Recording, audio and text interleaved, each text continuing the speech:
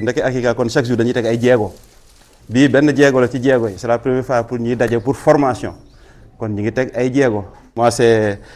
un plaisir aujourd'hui, plus qu'un plaisir aujourd'hui, parce que c'est la première fois que ñun daje ci lu ñu boole dëggantaan mooy formation,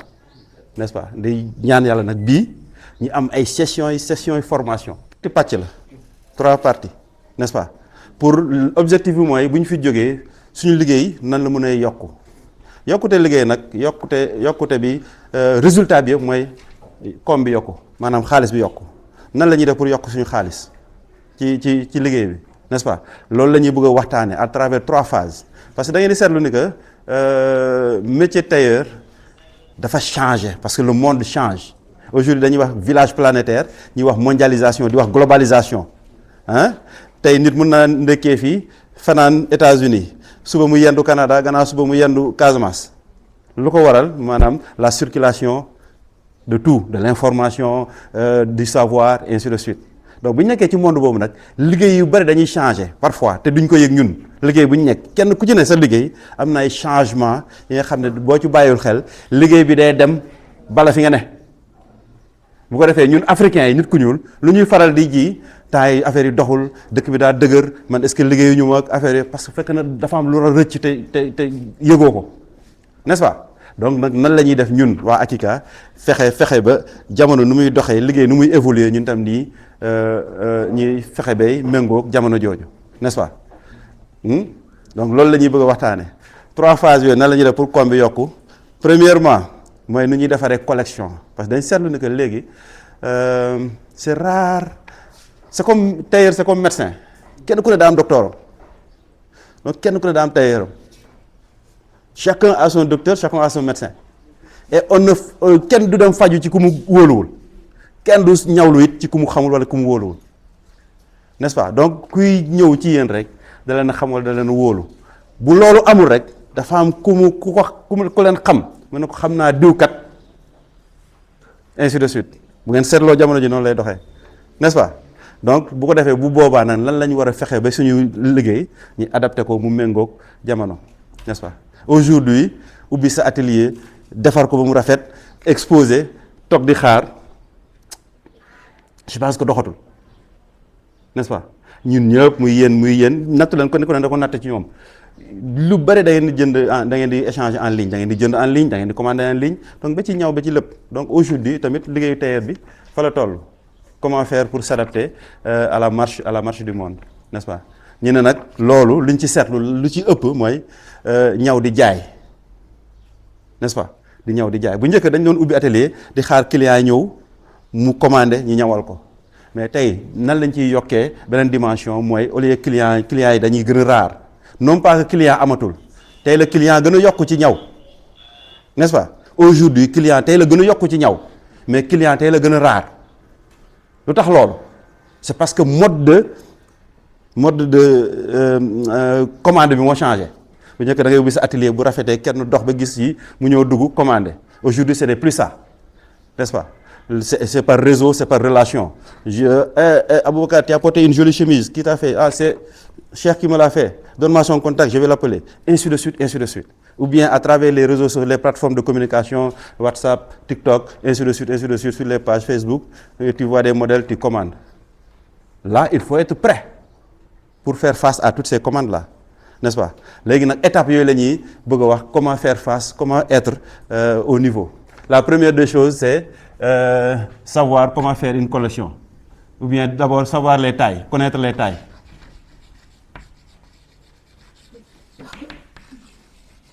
Connaître les différentes tailles.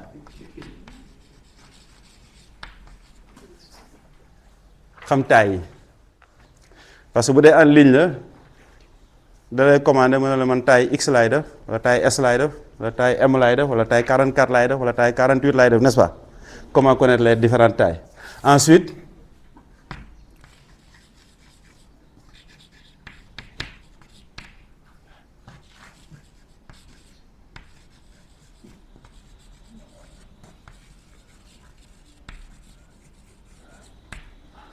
comment élaborer une collection nan la ñuy defee benn collection de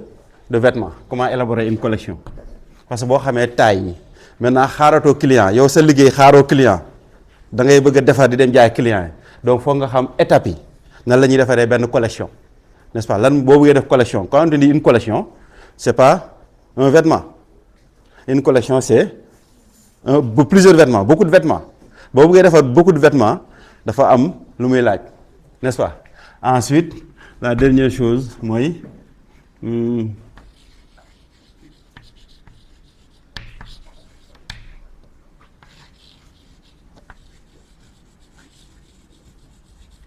connaître les couleurs,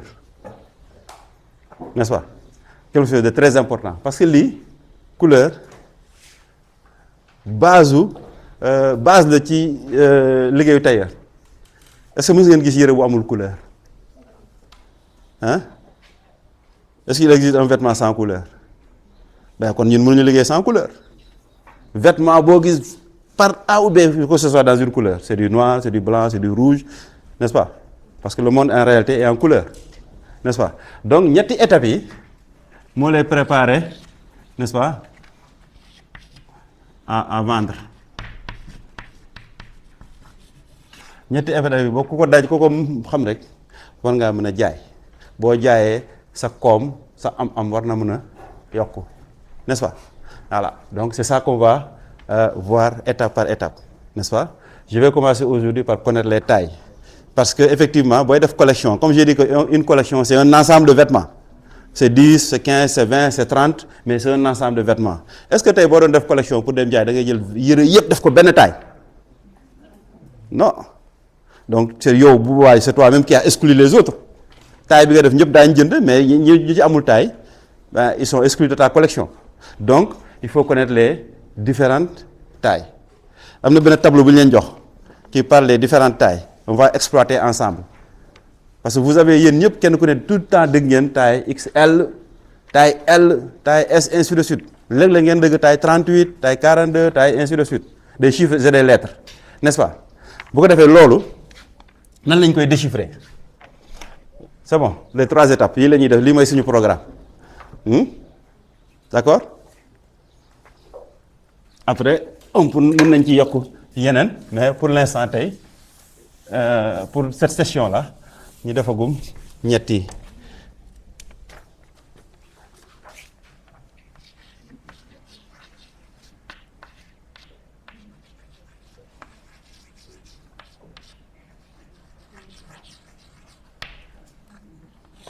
le système des tailles dafa am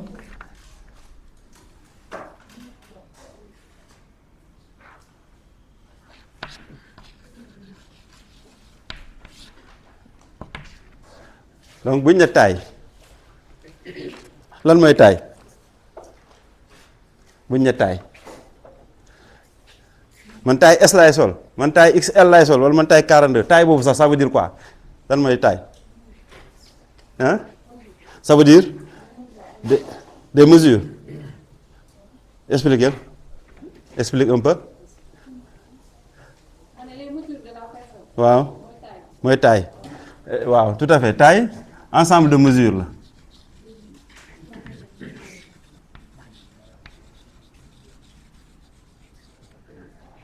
taille ensemble de mesures la benn mesure joxewul taille par exemple nga ne cou 42 nga bëgg a taille déedéet mënul nekk ensemble de mesures taille généralement day doon par vêtement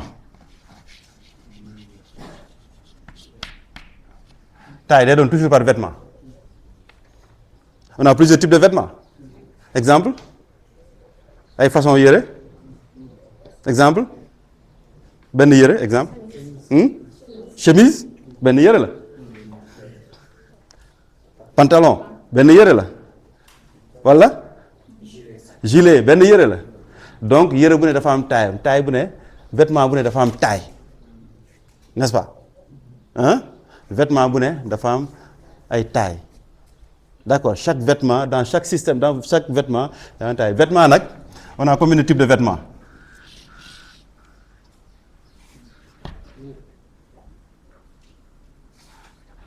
ñaari type de vêtements lañ am vêtement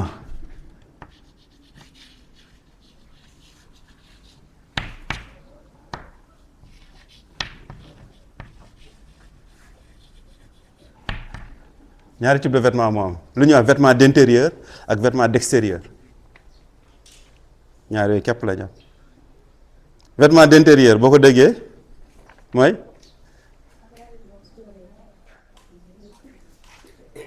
waatu sous-vêtement waaw yooyu sous-vêtement xeet yooyu nan lañ koy waxee ci wolof jiital donc moom nee na vêtement d'intérieur mooy jiital vêtement d'extérieur ah yi ñuy gis ni vêtement d'extérieur chemise beeg yooyu vêtement d'intérieur vêtement d'extérieur n'est-ce pas mais c'est pas ça c'est vraiment pas ça loolu la ñuy dëgg mais c'est pas ça vêtement d'intérieur c'est les vêtements qu'on porte pour aller dormir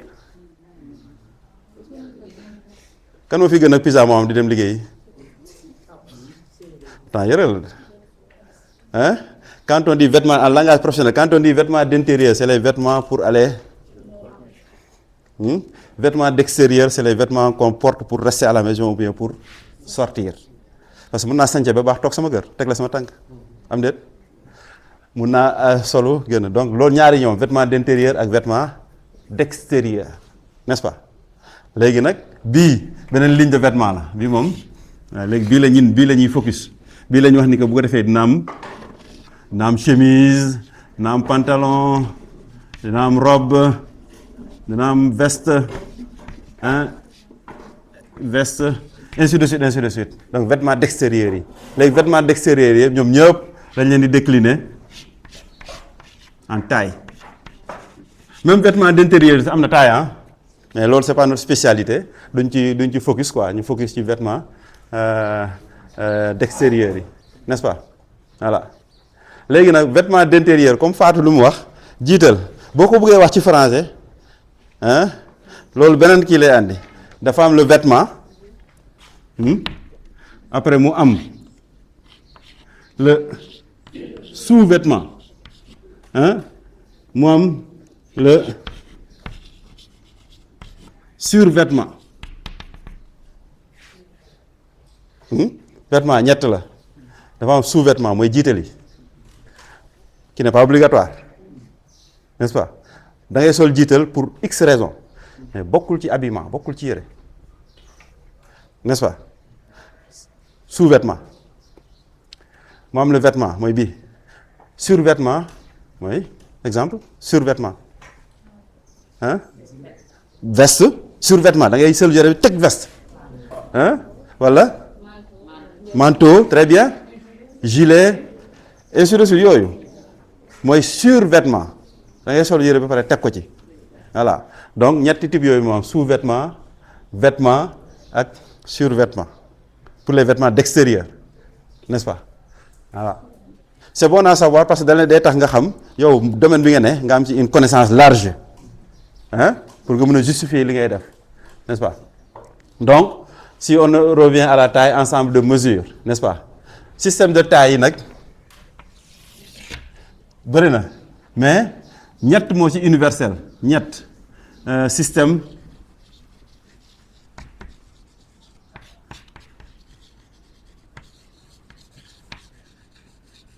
système francophone système anglo-saxon ak système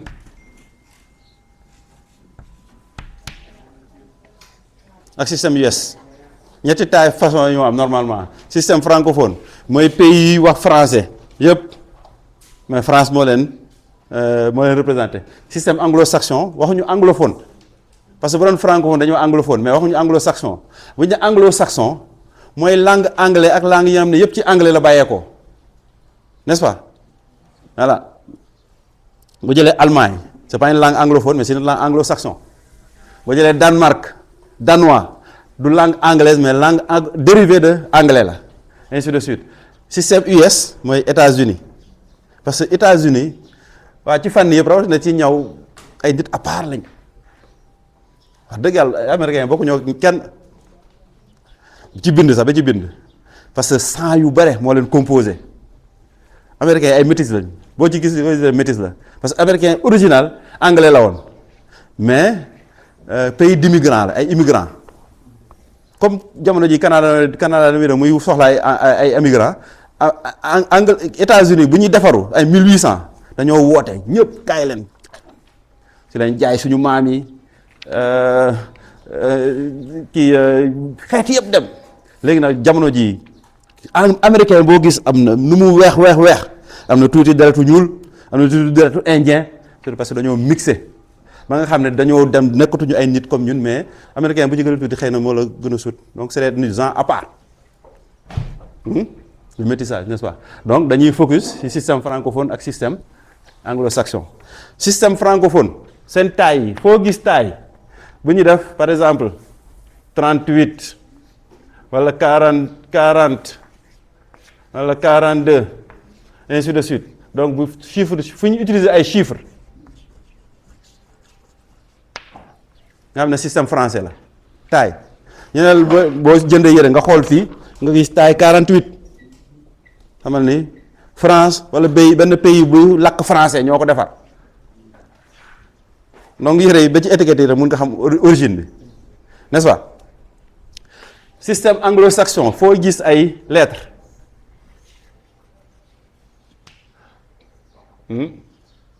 mooy S wala XL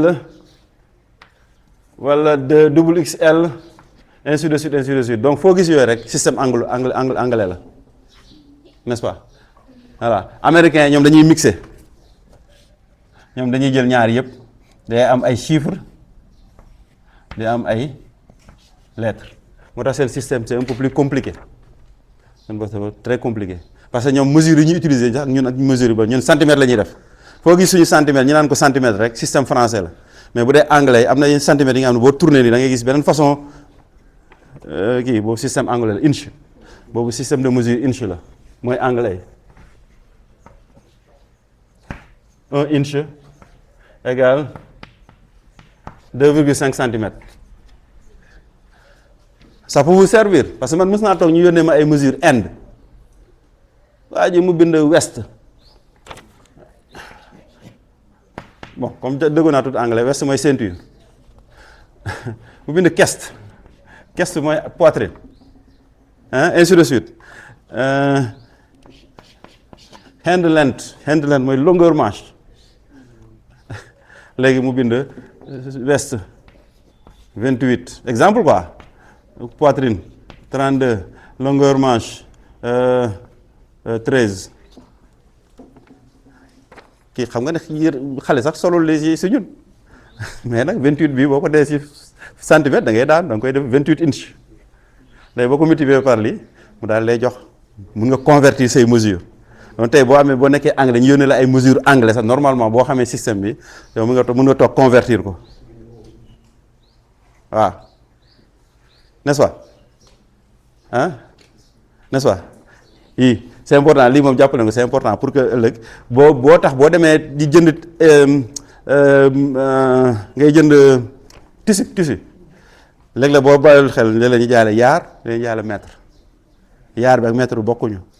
waaw lii inch yaar système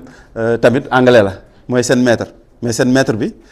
moom motul suñu mètre ñun suñu mètre français 100 centimètres la ñoom seen mètre 90 centimètres la waaw tout le temps man problème boobu bu ko daan ci Getzner basin yu bëri yaar lañ lay jaay ñaan la mètre bi 12000 la boo ñëwee yaar nga ciy fekk léegi nag boo mel ne suñu genre nga am dañuy calculer juste coupe juste parfois nga daanu nga am problème parce que 10 mètres ak 10 yaar ñaata mètre ngay perdre 1 mètre da ngay perdre 1 mètre nga jënd 10 mètres tissu wala 10 yaar da ngay perdre 1 mètre da ngay perdre 1 mètre donc boo dee def collection nga mën a jënd ay 100 mètres wala 150 mètres ñu jaay la yaar waaye sa nombre de pièces du mat donc ëpp na jar naa xam bàyyi xel n'est-ce pas voilà loolu moo doon introduction léegi ñu ñëw ci taille yi comme tout à l'heure dañu wax ni que daf ma ne taille mooy ensemble de mesures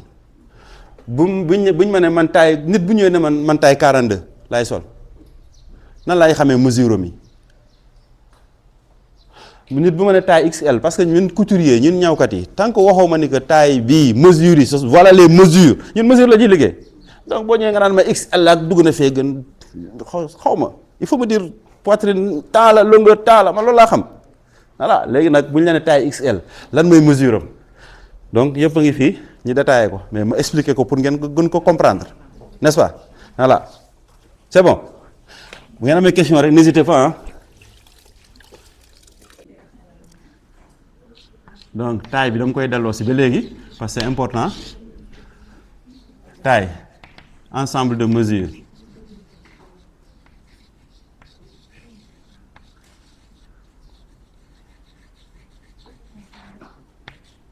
n'est-ce pas voilà donc ensemble de mesures dafa bëri ay mesures ah yére bu ne chaque vêtement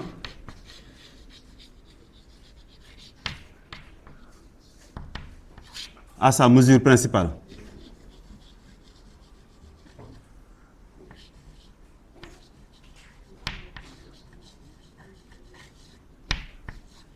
Yére bu ne dafa am mesure principale mesure principale yére bi mooy déterminer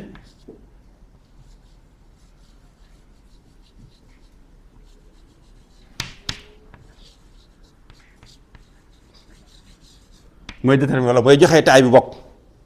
pour simplifier on va y aller étape par étape ma jël fii par exemple la chemise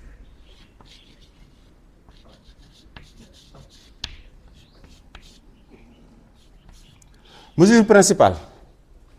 ci benn taille lu mu doon dañ leen ne que mesure principale yëre bu ne par exemple booy jël chemise day am plusieurs mesures bu dee pantalon dafa am ay mesure n'est-ce pas mais dafa am bu ñu nee mesure principale mooy am na benn ci mesure yi nu mu bëri ci benn yëre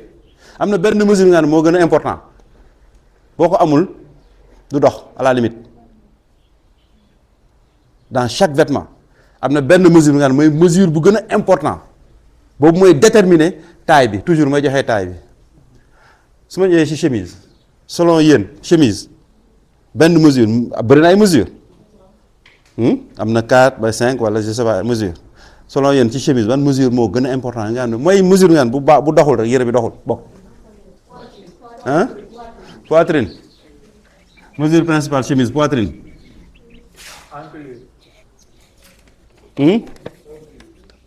encolure Mohamed encolure lan mooy encolure cou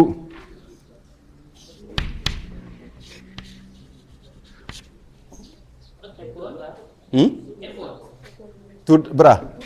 de bras mooy mesure bu gën a am solo ci kii tour de bras épaule waaw poitrine wax nañ ko mais benn la dama ne quel que soit alpha nu mesure nu muy bare ci chemise benn mooy mesure bu gën a important te mesure boobu mooy joxe taayu yére bi par exemple nit tey bu ñëwee mu ne la man chemise 42 lay sol taille 42 mesure boobu lay tekki ci kii bi est-ce que vous avez compris mesure yére bu ne dafa am mesure loolu la ñuy wax mesure principale mooy mesure bu gën a am solo nga xam ne bu doxul rek yére bi baaxul mesure boobu mooy joxe toujours taille yére bi cela veut dire que tey su ma nee man chemise taille 40 lay sol mesure boobu moo égal à 40 ban mesure la ñii ne ma poitrine ñii ne ma encolure ñii ne ma tour de bras ñii ne ma épaule ah encolure mooy tour de cou ci chemise cou mooy mesure bu gën a important ci chemise bu ñu ne chemise nag jarul ma chemise góor parce que chemise homme dañu ne chemise bu jigéen ñu ne chemisier n'est-ce pas donc on parle de chemise bu góor bi cou bi encolure mooy mesure bu gën a important ci chemise loolu ci chemise rek la lu tax parce que c'est lié à cosaanu chemise parce que yére bu ne dafa am cosaan yére bu ne dafa am cosaan dafa am lu tax n'est-ce pas chemise balaa muy doon vêtement d'extérieur wax nañ tout à l'heure vêtement d'extérieur yi li may wax tout est lié moo tax boo concentré wu rek tam nga ngay perdre fil bi waxoon nañ vêtement d'extérieur ak vêtement d'intérieur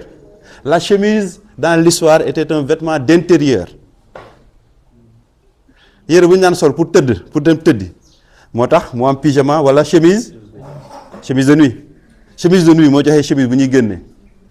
n'est-ce pas première chemise yi ñu dañ ko daan dagge nga am sa cou en forme de T la chemise était coupée en forme de T mu am courant très bien li mu wax ni après peut-être nañ cee gàtt yëre yëpp yu am ci adduna bi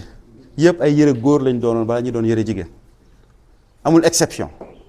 yëre boo mën di gis jigéen ñi sol tey yëre góor la woon ba góor yi ñoo doon sol yëre yooyu balaa muy nekk yëre jigéen jox ma exemple pantalon non yëre jigéen yi laa spécialement yëre jigéen jox ma benn exemple yëre jigéen pantalon yëre góor la du yëre jigéen sax ba tey nii taille basse yëre góor loon balaa muy doon yëre jigéen bu ngeen di xool yenn film yu yàgg yi ngeen gis góor yi di sol ay kii yu am dentelle am ay loxo yu ñuy fronce ak yooyu corset ah chemise waaw chemise boo jëlee robe yëre jigéen yëre góor loon balaa muy doon yëre jigéen yëpp ah tous les vêtements ont été des vêtements hommes ou et ça bu ngeen ko pour ngeen comprendre ko ngeen nangu ko facilement c'est lié à l'histoire de l'humanité nit du mu évoluer parce que balaa yëre doon am dañ daan taraxlaayu jël xobu garab yi wala deru animaux yi ñu rey ñuy taraxlaayu donc n'est-ce pas boobu amuloon yëre góor yëre jigéen bu ñu demee ba yëre tissu commencé am benn yëre ñun tey di man damay yor fukki yëre ak juróom mais bu njëkk ci kër yi benn yëre moo fa doon ne benn kii gën moo koy sol kan ma daan gën góor yi daan ñoo doon gën a dem wuti looloo fi ne ba léegi góor yi ñooy gën a liggéey andi jigéen ñi togg ainsi de suite moo tax tous les vêtements étaient des vêtements hommes avant d'être femmes ku doon kii gën mooy sol yëre te góor yi ñoo daan liggéey léegi la jamono dox émancipation jigéen di liggéey ci religion yu bare yàlla santul jigéen liggéey ci religion yëpp la plupart des religions yàlla santul jigéen liggéey jigéen pour gérer kër gi yar xale yeeg ainsi de suite aujourd'hui émancipation jigéen dañuy liggéey légitimement n'est-ce pas voilà léegi nag loolu nag boo si tu pars de ce principe vêtements yëpp muy robe jupe ainsi de suite tous les vêtements ont été des vêtements hommes avant d'être des vêtements femmes premier vêtement bu am ci monde bi ban la bi njëkk xam boobu xamuñu ñaw xamuñu dagg xamuñu kii hein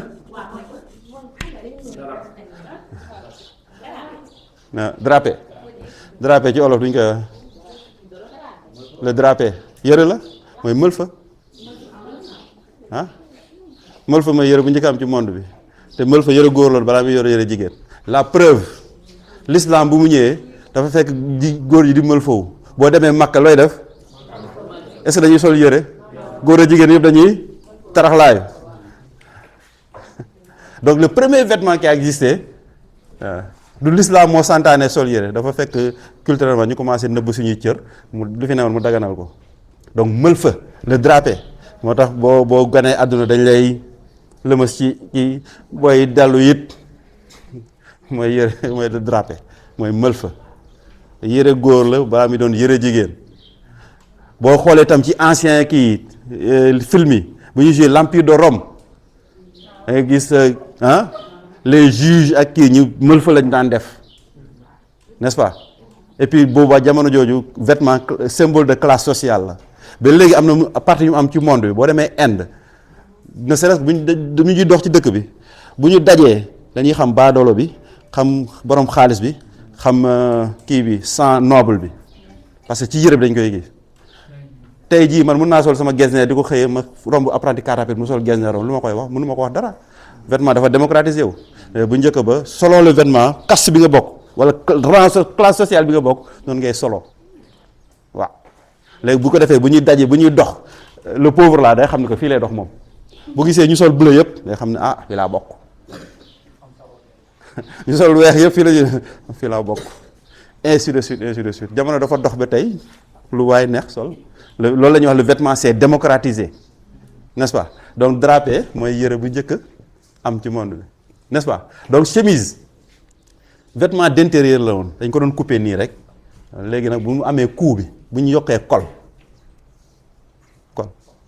col yi ñuy ñaw ci chemise yi bu ñu ko yokkee chemise bi ci da nekk chemise yëre bu ñuy sol pour gën moo tax encolure bi moom spécialement encolure bi mooy tey jii bu ngeen di dox ba gis ku sol chemise baat bi ëpp wala mu sol col bi kii tout le temps tout de suite ça vous da lay froisser comme ça du sa yoon nag kii mais du la neex image bi du la neex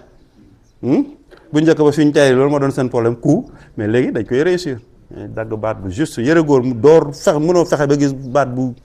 c'est pas possible alors que contraire u yëre jigéen même chemise jigéen parfois souvent dañuy def baat bi pour mu gën a yaatu n'est-ce pas voilà yooyu yëpp ay symbole de au fur et à mesure yëre bi évolue dañ koy différencier pour ñu xam ne que bii bu góor la bii bu jigéen la ainsi de suite quoi n'est-ce pas voilà donc chemise cou bi mooy mesure principale donc foo gis chemise bi ñu ne par exemple ma laaj monsieur Lam mu ne ma man taille 40 laay sol donc 40 bi ban mesure la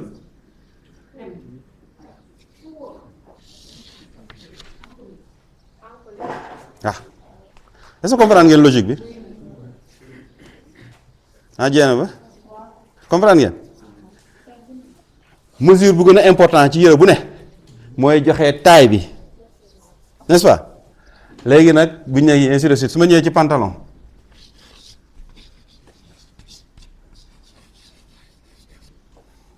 ban mesure mooy mesure bu gën a am important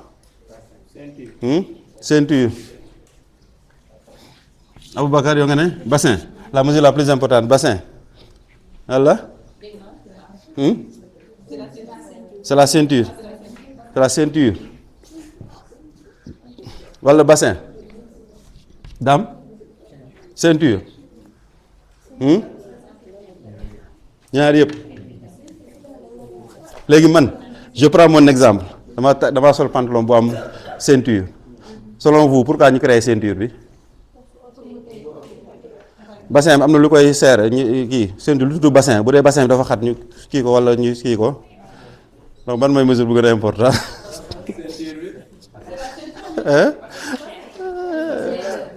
non c'est le bassin pour le pantalon. Est-ce que vous pouvez porter un pantalon où je peux pas fermer la fermeture est ouverte je porte mais je peux porter un pantalon bi nga xam ne ceinture bi dafa yaatu ma jël ceinture takk ko waaye bassin bi bu wala sañ naa joxe suma braquette bi tëjuwul ma parce que dafa serré bassin bi dafa serré waaw mais du système bu dee américain yi ñoom beneen affaire la moo tax américain yi man waxuma moo tax nii dama leen exclure mais ñaari nii ceinture bassin mooy mesure attention mooy mesure bu gën a important ñu bëri dañuy jàpp ni ceinture la mën na nekk ceinture mais bassin si le bassin ne va pas dans un pantalon mënoo ko sol walla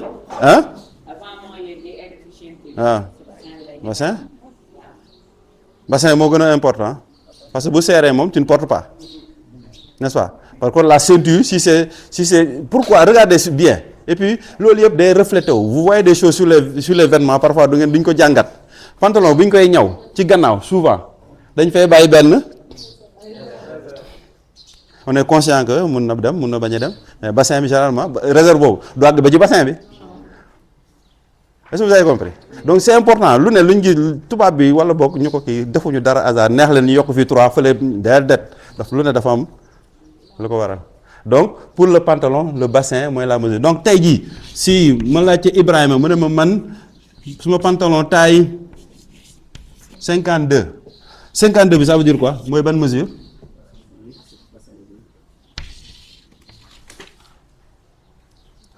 est-ce que vous voyez la logique donc facilement léegi mën nga comprendre les mesures d'un vêtement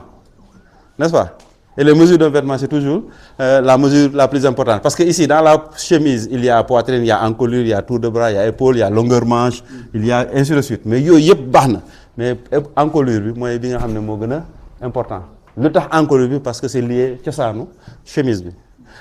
seen pantalon bi tamit bassin mooy li gën a important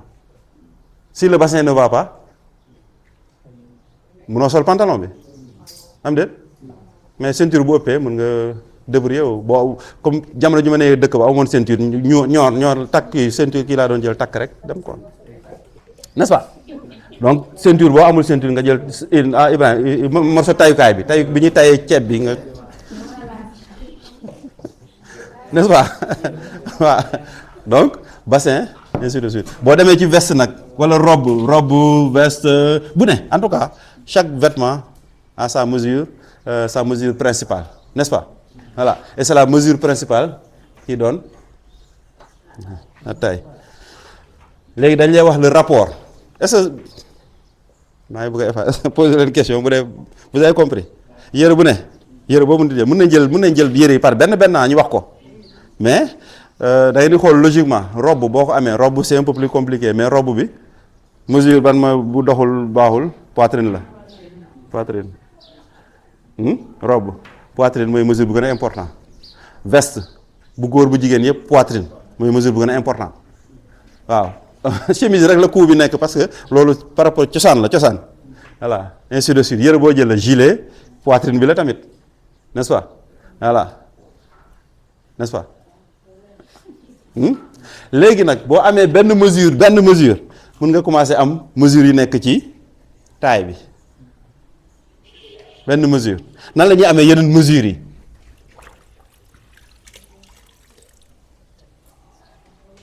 dañ la ne que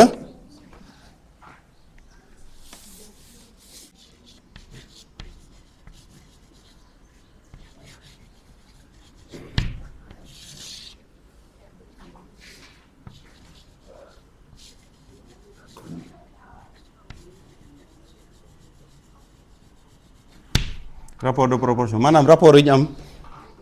suñu yaram waaw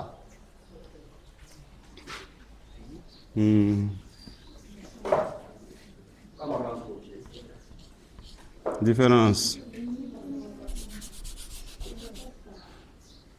encolure Cheikh garaaw naa ko du daa yi poitrine tour de taille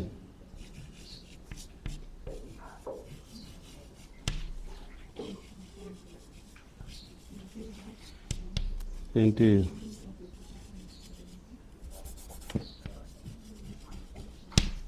voilà quelques mesures de volume les plus importantes mesures de volume bu ñu ne mesure de volume bon loolu moom ci prise de mesure la woon mesure de volume mooy mesure nga xam boo ko jël centimètre bi day wër yaram bi loolu mooy la ñu wax les mesures de volume ñetti façon mesure moo am mesure de volume nga xam boo ko jël centimètre day wër yaram bi mesure de longueur nga xam centimètre bi day taxaw longueur chemise longueur pantalon longueur nangam ak mesure de largeur nga xam ne centimètre bi day tëdd waaye du wër yaram bi comme booy jël épaule booy jël carrure ñetti xeetu mesure yi ñoo am quoi voilà léegi lii ay mesure de volume la parce que volume yi ñooy déterminer taille yu nit ki lii nii am na ay rapport de proportion nga xam ne ci doomu aadama yëpp di nga fa fekk kii mun nañ ko bañ a tollale mais di nga koy fekk yii boo koy ci kii da nga ciy gis sax màggaayu suñu borom te wax na ko ci alxuraan dafa bind doomu aadama de la manière la plus loolu waxam la booy jàngale da nga koy gis xam ne yàlla kenn moom quoi léegi nag nit keroog maa ngi ko laa waroon kii nit une personne fait 7 fois et demi sa tête Kumba jàng ngeen ko non du 8 et demi loolu canon de la mode la boo bëggee def silhouette dessin silhouette mannequin bi ñu leen di dessiner dañ koy étirer pour mu rafet bu leen jaawale loolu c'est les canons de la mode te canon de la mode yëpp d'accord ñu am na ñuy def 8 am na ñuy def 7 am na ñuy def benn 9 têtes waaw canon selon école yi mooy selon système français la wala américain wala affaire yooyu quoi bokkul ak rapport kii kenn ku ne dañ ne boo jëlee sa muy tudd UA unité anthropométrique dafa xaw compliqué ci français boo jëlee sa bopp bi fii ba fii boo ko multiplier par 7 et demi da lay jox sa longueur 1m60 wala 1m80 wala 1m nangam pour une personne normale nag de soo jëlee nain nga appliqué ko du dox mais une personne normale soo mesurer sa bopp bi fii ba fii nga multiplier ko par 7,5 moo lay jox fii nii xaaral ma bind ko unité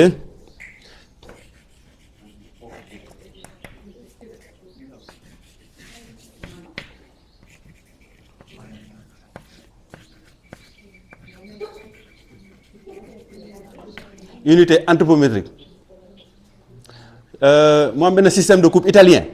ñoom ñu ngi ko wooyee ñu ngi ko tuddee altesse ñenn ñi di ko tuddee nombre d'or le nombre d'or am na benn système de coupe italien suñu amee temps mën nañ def former boobu moom formation pour xaay kii la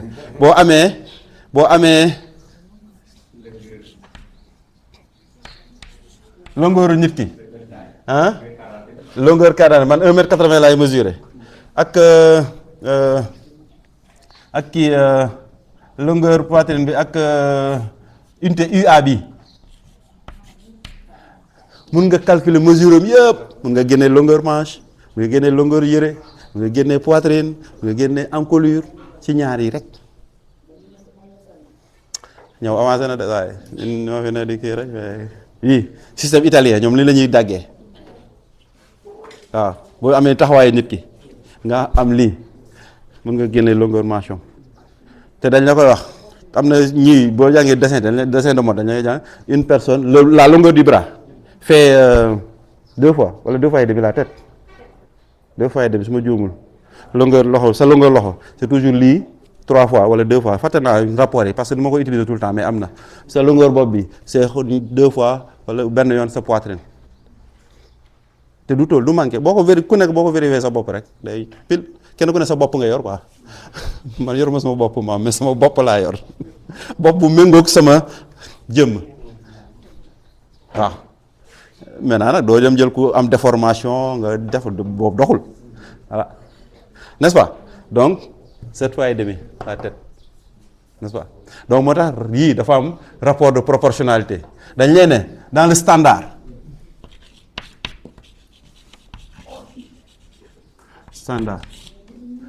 poitrine ak encolure seen diggante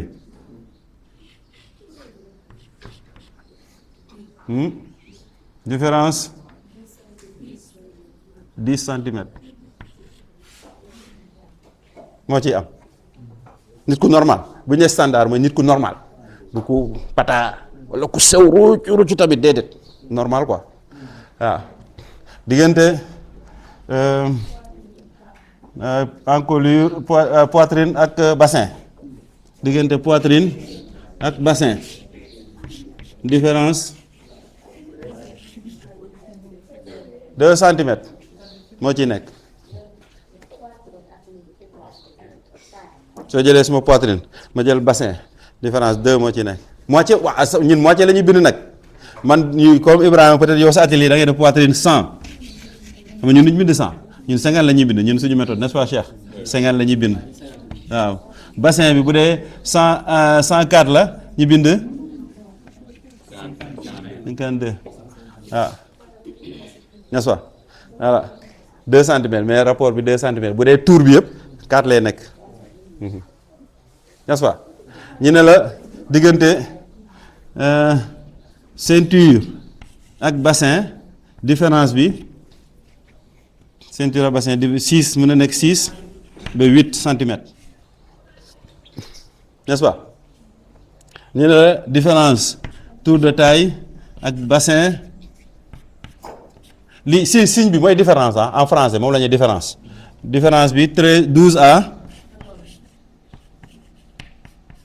bi jigéen moo ko moom bi bu góor la waaw parce que jigéen généralement notion de taille la ñuy gën a wax que ceinture góor la ñuy wax ceinture plutôt waaw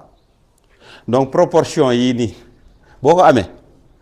amee benn mesure ci yére boo munti doon yeneen yëpp da nga koy daal di am direct yeneen yëpp da nga koy am n'est-ce pas ñu def benn exemple nañ def benn exemple lii moom c'est avéré waaw ma effacé du ma effacé côté boobu ma effacé côté bii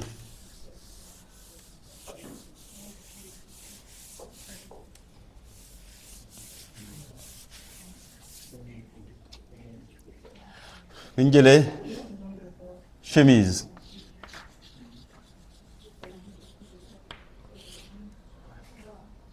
encolure mesure yi ñuy soxla pour des chemises poitrine longueur taille dos longueur fini chemise longueur manche cou kenn du ko xaaj par exemple boo ne woon cou 42 mais poitrine nga ne 52 50 xam nga ñun suñu système dañuy xaaj toujours mesure de volume bi waaw ma ne ceinture sama client bi ñaata la war a doon très bien fi nga toll nii mënoo ko am ceinture client bi parce que ci rapport humain ceinture bi ak cou bi amuñu rapport mais dafa am rapport ak bassin donc il faut que mu wàcc calculer bassin ba pare bassin bi bu ko defee naka laa koy amee 54 bi ndeysee nu ngi ko amee règle bi dafa ne animu boobu bindu ma ko de mu ngi nii poitrine client ak bassin bi standard 2 centimètres la ci moitié xaaju mesure ba tey waaw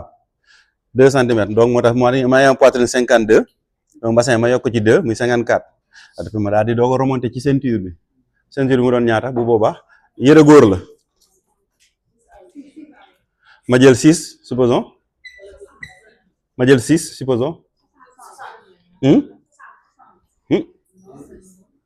dañuy moins wala dañuy plus waaw mën naa ko expliquer waat encore donc mu doon ñaata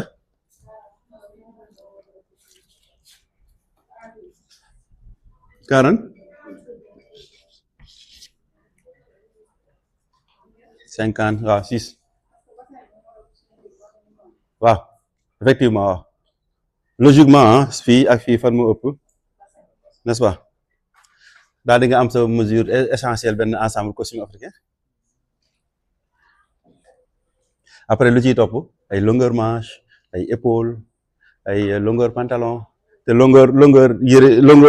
yére bi nii haut bi wallaahi loolu kenn du ci jarul werante waaw mu nga def 190 nangam pantalon lu tax prêt à porter tout le temps da nga koy ay daa am affaire yi ñuy def ci prêt à porter parfois du ngeen ci bàyyi xel wala dafa am explication pantalon prêt à porter boo koy ñëw duñ ko ourler mukk lu tax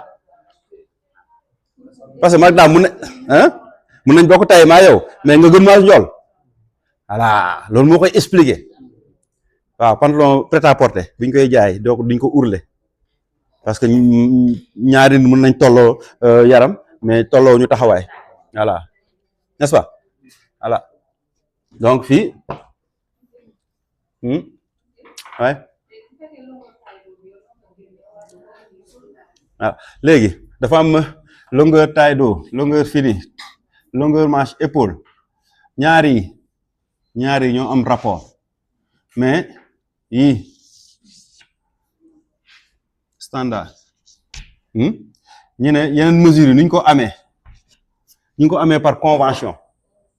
comment mën a expliquer lan mooy convention la lu ngeen waxtaane ba juboo rek loolu mooy convention waaw léegi lii convention yi dafa daan am ci ñaw bi mais musul am Afrique ba Europe dañ doon def ay convention day tëñëx yi rek est-ce que donc sa carnet de commande nga ne man ñaw naa 500 chemises nga wane firnde yi sama carnet de mesure ngi nii gis ngeen am naa 200 clients ku ne boo ko ñawalee ñaari chemise rek ñaata chemise la 400 chemises ku ñaw 400 chemises xanaa li nga wax ci chemise dëgg la n'est-ce pas donc loolu mooy convention ñu waxtaan ki wax expérience ñu ne kon nañ ko tënk kon gis nañ ni kat man mu seetlu man moom laam ne man saa yi ma jëlee chemise taille 42 seetlu naa ne client bi loxo bi nangam lay doon longueur chemise bi nangam la ainsi de suite kon tam Cheikh ne ko pourtant li nga wax dëgg la man tam noonu seetlu naa loolu Kumba ne ko effectivement ñu daal ne kon dëggoo nañ ni que longueur chemise bi day doon 80 longueur taille d'eau bi day doon 46 n'est-ce pas waaw mooy consensus quoi mooy convention dañuy jël moyenne yi en fait convention du majorité kii moyenne bi voilà très bien moyenne bi dañuy boole kii ñu ne 80 bi moo gën a kii ñu jël 80 moo ci gën a bare majorité ou quelque chose mais moyenne bi daal n'est-ce pas ñu ne longueur manche bi mun na nekk 67 épaule bi mun na nekk 17 n'est-ce pas donc yii dañ ko am par convention mii dañ ko am par étude scientifique noonu lañ génnee mesures yi n'est-ce pas noonu la ñuy génnee mesures yi léegi nga daal di am sa mesure benn taille ñu ne léegi nag pour jógee taille bii maam bii taille 42 la su ma bëggoon taille 40 nan lay def ñu ne la dafa am lu ñuy wax pas de progression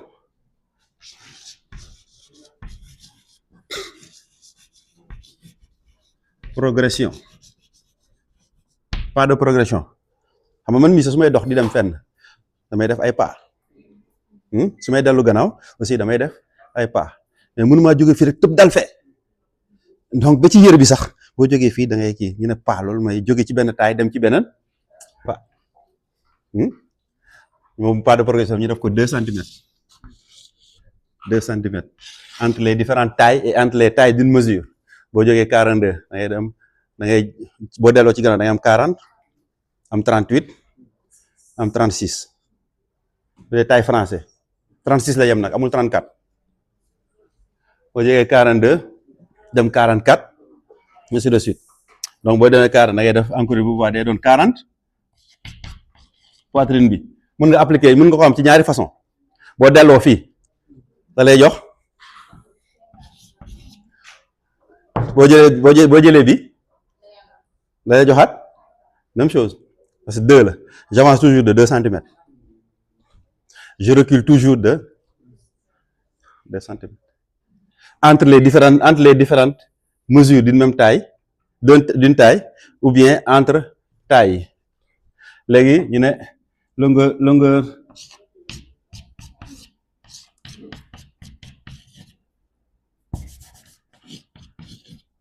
78 bii ñu ne pas de progression bi 1 centimètre la mooy longueur taille d'eau 46 mu ñëw 45 longueur manche la plupart du temps duñ ko joxe longueur manche longueur pantalon parce que dañuy def soit dañuy def point d'interrogation wala ñu ne kenn ku ne parce que voilà nit ñi ngay ñaar ñu tolloo duñ tolloo guddaay loxo guddaay loxo bi c'est en fonction des activité bi ngay def guddaay loxo yi c'est en fonction de activité bi ngay def man soo ma jëlee su ma taxawaay nga jël ma ak basketteur ñu tolloo taxawaay moom mooy gën a gudd loxo foofu parce que loxo bi day gën a tawe boo jëlee docker ak man ñi tolloo taxawaay moom mooy gën a gudd loxo foofu parce que moom loxo yi waaw day taweew day ñu nga xam ne seen loxo bu ñu taxawee nii loxo yi day ñëw ba presque ci genou bi day longueur manche loolu amul pas de progression da nga koy adapté selon milieu géographique bi ngay dem jaay selon que Sénégal ngay ñëwal wala ay Camerounais wala Gabonais lu ñu bokk boo xoolee bu ngeen seetlee waa Afrique centrale pour bañ a wax ñag yi bu ngeen seetloo bu muñ tollee taxawaay sax sa loxo yi day waaw loxo yi day gën a cëkk waaw n'est-ce pas donc yooyu yëpp dafa am facteurs yu bari ci mais yii mooy constante yi nga xam ne du bouger boo bëggee dem si taille 44 noonu ainsi de suite n'est-ce pas donc taille yu am ci système français 36 excusez-moi 38 40 42 44 am na ba 46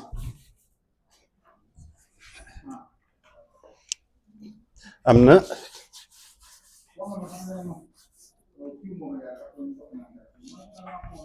46 44 46, n'est-ce pas?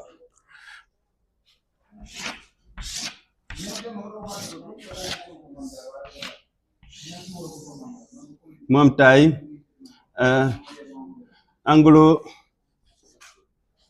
anglo-saxon ñoom ñooy utiliser ay chiffres, n'est-ce pas? ñu ne fii XS S M L XL double XL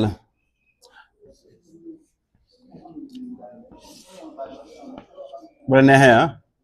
fii ñoom ñu ne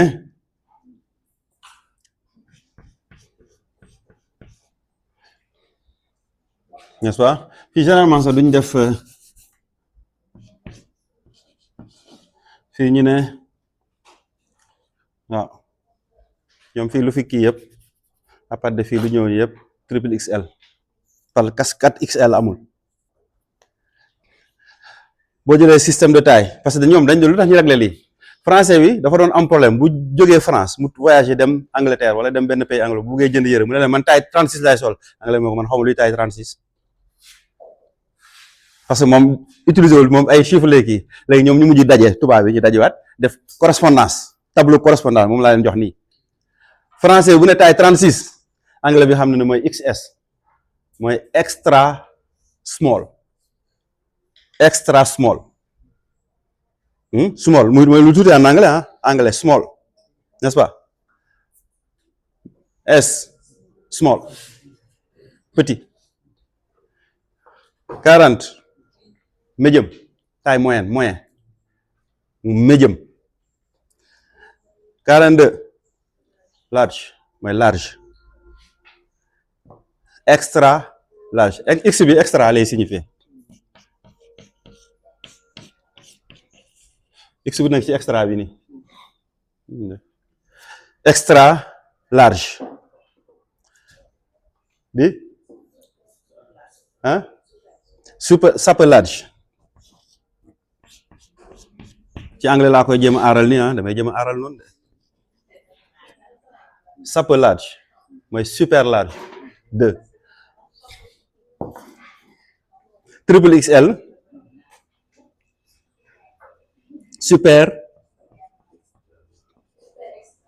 super hyper large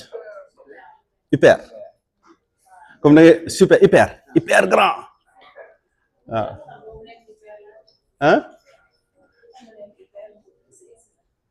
3 bi parce que dafa am deux x dafa am super ba pare mu am beneen x waaw super extra large waaw mënoon na ko nekk de mais généralement hyper large la ñu wax super hyper large hyper large nga ne super extra large waaw mën na nekk peut-être mais lii lañ bii convention bi la ñuy gën a utiliser super hyper large waaw mooy ngandi voilà léegi lii mooy tableau de correspondance taille yi moom ngeen def XL double XL ainsi de suite ainsi de suite donc yow bu ñu la nee M xam nga M lu muy signifier mooy médium mooy taille moyenne te ci monde bi yëpp ci monde bi waxuma Sénégal ci monde bi taille bi mooy taille bu ëpp ci monde bi M waaw taille M mooy taille bu ëpp ci monde bi léegi même Sénégal sax boo ko jëlee boo xoolee en grande majorité M bi moo ëpp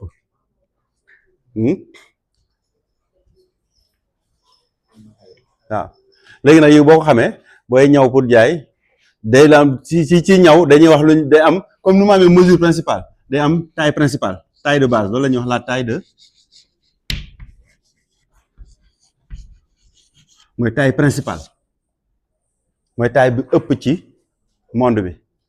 donc booy def collection wala boo demee dans les bureaux d'études modélistes yi man par exemple modéliste la su ma nekkee dans un bureau d'études su may defar patron ñu ne dañuy def benn collection de 100 costumes africains modéliste buy defar normalement moom taille de base bi rek lay defar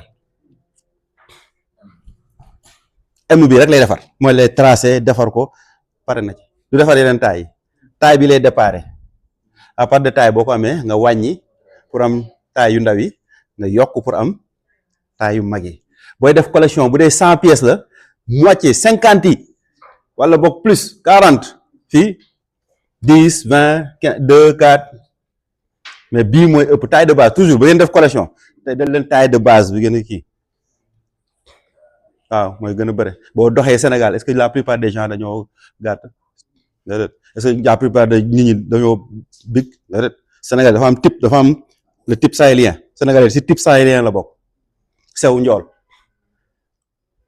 waaw bokk na ci boo demee bitim réew lu ñuy ràññee sénégalais sew njool ñuul loolu mandarga sénégalais la mais dañuy ñuul bay briller waaw ci pat waaw effectivement loolu day andi beneen spécialisation bu nekk ci domaine u ñaw moom la ñuy wax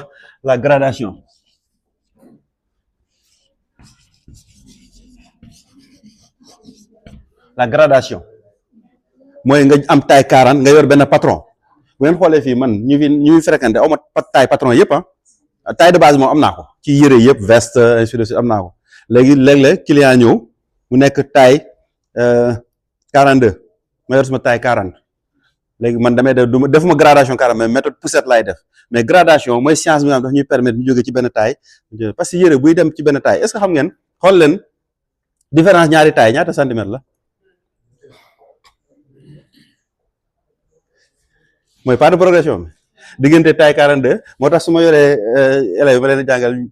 xam na toujours ñu ne ma monsieur bi daa ko parce que man damay xuloo 0,5 natt parce que 0,5 dafa bare fii boo juumee 0,5 nekkatoo ci taille bi yaa gën nga ci beneen taille en fait loolu lañ dul comprendre boo gisee may xuloo loolu la boo fi nekkee waaw boo nekkee si taille 42 regarde je sais pas si donc gradation par exemple taille bi taille 40 ci chemise montant bi 23,50 la poitrine divisé par 4 plus 11 taille 42 montant bi 24 la poitrine j'applique la formule formule de montant égale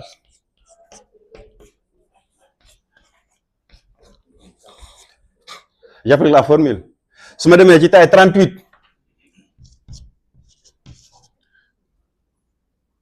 montant bi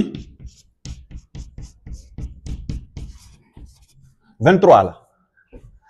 23,5 24 ñaata la différence bi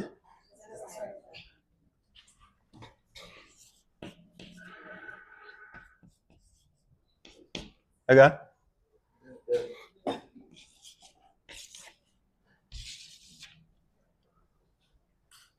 donc boo juumee 0,5 gën nga ci taille L bi nga nekkoon dem nga ci beneen taille bu dee da nga juum en plus gën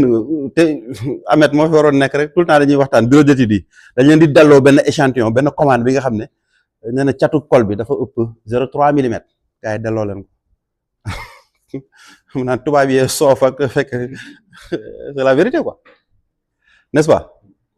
donc pas de progression bi loolu la donc ce qui fait que booy gradé yére da ngay gradé boo amee patron bii nga yokk léegi nag gradation lu tax mu xaw a compliqué man du ma ko defuma ko de jàng naa ko mais il faut nga am de bët yu baax te booy gradé yére buy yokk wala buy wàññeeku dafa am ay points yu bougé ak points yi nga am du bougé loolu moo ci metti ñu fi ànd ñu fi nag bu ñuy kii su ma jëlee suma chemise jël baat coup devant bi coup d'eau bi suma coup bi yi devant la quoi par exemple léegi suma coup bi 40 la ma bëgg ko def 42 damay wàññi fii bu dee ci baat bi sa 0,4 la damay creuser de 0,4 0,5 mais bu dee dos bi dangay creuser nii mais point bi du bouger fii du bouger loolu mooy gradation nag dafa am point yi nga xam day bouger ak point yi nga xam du bouger moom mooy même histoire que booy def retouche yére léeg-léeg nga gis yére mu am défaut fii boo ko bëggee régler nga ñëw teppi fii defar baat bi gën ngaa yàq yére bi peut-être que défaut bi ca épaule ba la woon wala ca ainsi de suite défaut day ne fii dem feeñ fenn loolu moom ci yére moom bu yeboo ngeen xam ko bés ni ki tey bu leen gis défaut fii rek waa ji taxaw na fii xaw na mbaq nga ne épaule bi baaxul affaire déedéet dafal ndànk parce que épaule défaut fu mu feeñ toujours coow li feneen la n'est-ce pas loolu c'est important aussi ngeen xam ko ci yére donc gradation noonu la da ngay passer d'une taille à une autre n'est-ce pas léegi li ngay bouger toujours calcul yi moo la koy wax ay calcul la formule ngay appliquer maa ngi yor patron bi def taille 40 montant bi kii la donc bu dee taille il faut ma def montant donc damay émanchure bi dafa war a yéeg tuuti de 0,5 sa li ñu montant fu mu newoon dafa war a yéeg tuuti mais da nga naan ñun daan garaaw laay waaye 0,5 waa jël dara ko problème la quoi n'est-ce pas voilà loolu mooy gradation loolu mooy métier am na dafa bëri ay métiers yi nekk ci biir gradation patronnier normalement modéliste bi moom bu defaree benn taille pare na ci day dem dugaat bureau mu ñoo jox ko gradeur bi kooku defar yeneen taille normalement il y a dans les industries am na ku tudd gradeur moom ma jël patron bi bu wàññi pour am taille yëpp mu yokk pour am yeneen taille bu paree moom it pare na liggéeyam patronnier bi ñëw moom mooy defar patron yi classé leen comme ni ma koy defee fii takk ko keroog rek kii mu na def maa ngi koy wax patron sax normalement noo koy agencé dafa am yoon dañ leen les pièces du plus grand au plus petit waaye nga jox ma benn patron chemise Aziz al ma patron chemise mu ñëw jox ma ne ko nag empiècement bi non boo jaaxal da nga war a gis bu gën a tuuti bu ci topp ba dos bi moo gën a mag devant moo gën a màgg waaye boo jaaxal da ngay xaw a xam fixer tous les éléments qui sont dedans même chose boo daggee sa yére boo ko tegee da ngay teg bu gën a yaatu ngay teg ci suuf teg ci bu ci topp ba ci manche bi poids kii empiècement bi ainsi de suite ça fait monteur bi koy jox bu ko tàllalee rek man suma xale fii su ma daggee bu manqué bu ñu ubbee demee na monsieur ana capucin monsieur ana poignée bi parce que am nañu réflexe parce que léeg ma dagg fàtte dara aussi n'est-ce pas lan laa waxul taille de base bi wax naa ko mesure principale wax naa ko waaw n'est-ce pas voilà je pense que j'ai tout dit question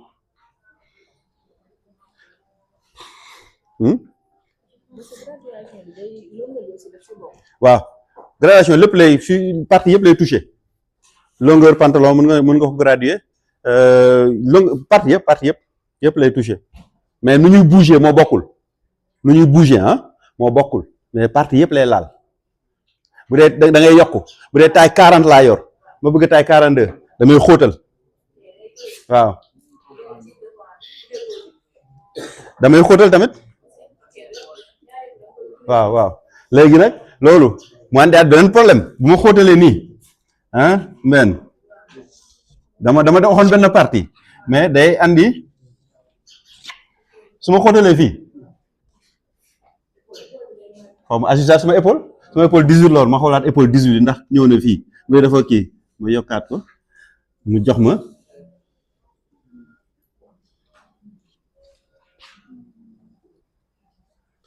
bu dee kii 40 épaule encolure 42 la ay kii poitrine 52 la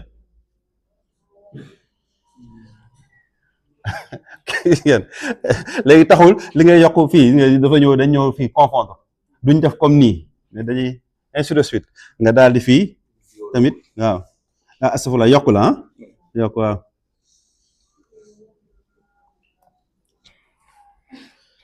tuuti 0,5 la wala 0 kii mais da nga koy yokk bu dee da nga doon dem taille bu gën a ndaw bu gën a ndaw fii bii 40 la woon bii 40 la ma def ko 38 damay yokk 0,5 nii non day laal ci 0,5 donc suma épaule day gën a wàññeeku parce que yokk naa fii wàññeeku ainsi de suite parce que boo ko bàyyee noonu après day am répercussion parce que épaule day gën a gudd wala épaule bi manqué booy def collection moom da ngay am pas sa taille yëpp mais léeg-léeg client ñëw mu nekk ci diggante ñaari taille day am de mën nga jël client mesure mu nekk encolure 41 poitrine 52 wala 50 affaire yooyu. donc même bu ñu nee taille mais boo demee ci benn nga dem Sénégal léegi boo visé Fouta da ngay xool nit ñi nu ñu mel Fouta nga xool boo bu dee Casamance nga xool nit ñi ainsi de suite nga xam nga daal di xaw a changer sa taille de base n'est-ce pas loolu tam important n'est-ce pas waaw am na ku ma laajte woon sànq la effectivement bu dee jël naa mesure client nag mu am encolure mu am poitrine 50 loolu tam dama ko doon wax élèves yi mais xam naa comme ñu bëri duñ fi élève ay pro lañ léegi bul ñëw rek nga jël benn coup nga jël coup 42 rek nga ne ah non monsieur Danfa demal monsieur Danfa nee na jarul jël mesure bu leen def da ngay jël mesure yëpp moo gën a wóor n'est-ce pas poitrine bi 50 la rek nga bàyyi déedéet il faut prendre toutes les mesures boo defee nga xam ban taille les correspondre n'est-ce pas standard bi parce que dafa am ñetti situation de forme de la personne la taille standard mooy standard on peut dire normal n'est-ce pas mu am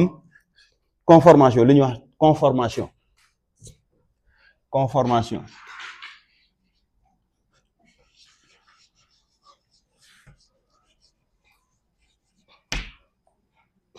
mu am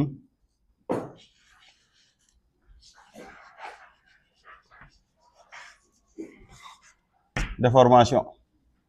après mu am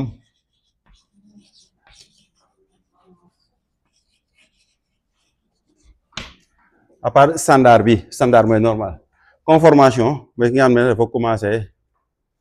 am biir wala commencé pata loolu gën nga ci standard yaa ngi ci conformation nga jël mesure parce que mesure des ko analyser tout le temps loolu lay wax gars yi mesure da mën nga ko boo sëggee ci mesure man 1001 fois dañ may yónnee mesure ma xool ko man la mesure yi baaxul y a un problème quelque part mën naa bañ a xam lu mu doon mais damay gis nga am na lu logique ci mesure yi parce que tout le temps damay am repère yii nii déformation on est déformé à la suite peut-être d'un accident ou bien d'un travail loolu dama déformé xam nga xale yi bu ñuy ñaw doo toogaay bu baax balaa ngaa màgget ci at da ngay déformé ba sëgg tàmmee sëgg dagg di ñaw di sëgg nii mujj xugge balaa ngay màgget donc moo posture de travail yu baax yi dafa am solo déformation mais malformation mooy lu ñu judduwaale n'est-ce pas yooyu moom kenn waxu mais conformation mooy ñi nga xam ne gën nañ standard bi soit dañoo tuuti torop wala dañoo obèse waaw léegi nag lu ñu wax nii day valable pour standard waaw n'est-ce pas même mën nga nekk standard tamit nga am conformation yooyu yeneen affaire la après voilà merci beaucoup